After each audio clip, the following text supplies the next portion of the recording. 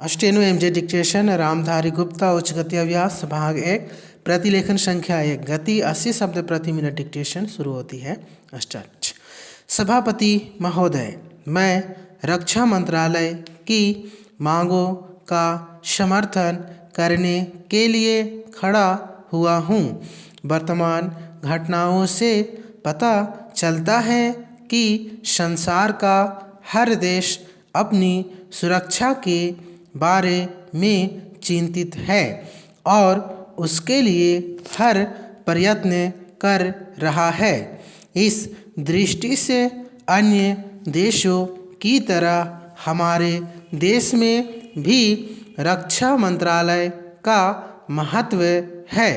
मुझे इस बात की खुशी है कि जहां अन्य मंत्रालयों की उनके पिछले साल के कामों के बारे में काफ़ी आलोचना हुई है, वहाँ इस मंत्रालय की कम आलोचना हुई है। इससे पता चलता है कि इस मंत्रालय ने पिछले साल अच्छा काम किया है।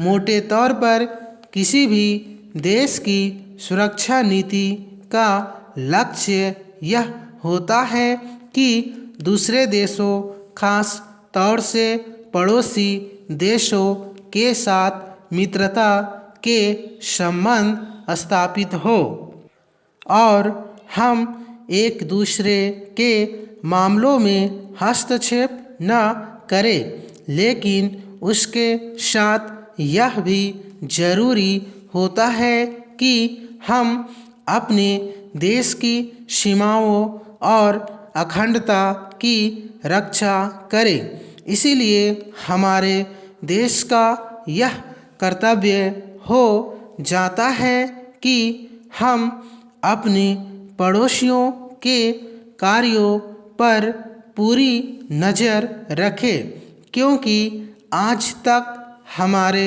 देश पर जो संकट आए वे हमारे पड़ोसियों से आए हैं।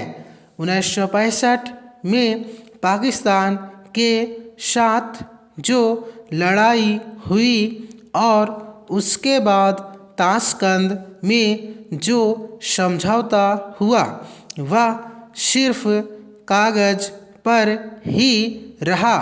पाकिस्तान ने उस पर कोई अमल नहीं किया। इस दृष्टि से बहुत ज़रूरी है कि हम अपने देश की सुरक्षा की हर तरह से व्यवस्था करें। हमारा उद्देश्य दूसरों पर आक्रमण करना नहीं है, लेकिन यदि हम पर कोई आक्रमण करे तो हम में इतनी शक्ति अवश्य होनी चाहिए कि हम उसका डटकर सामना कर सके। पैराग्राफ। आप जानते हैं कि पिछले दिनों पाकिस्तान को अमेरिका और चीन से काफ़ी मदद मिली है। रक्षा मंत्रालय की रिपोर्ट में भी कहा गया है कि पिछले साल अमेरिका ने पाकिस्तान को 1500 करोड़ रुपये की फौजी सहायता दी है। आज जहां हम फौजी सामान के लिए अपने कारखानों की मदद से अपनी शक्ति बढ़ाने का प्रयत्न कर रहे हैं, वहाँ पाकिस्तान संसार के देशों से फौजी सामान खरीद रहा है। अपनी नीति के कारण वह सब देशों से लाभ उठा रहा है।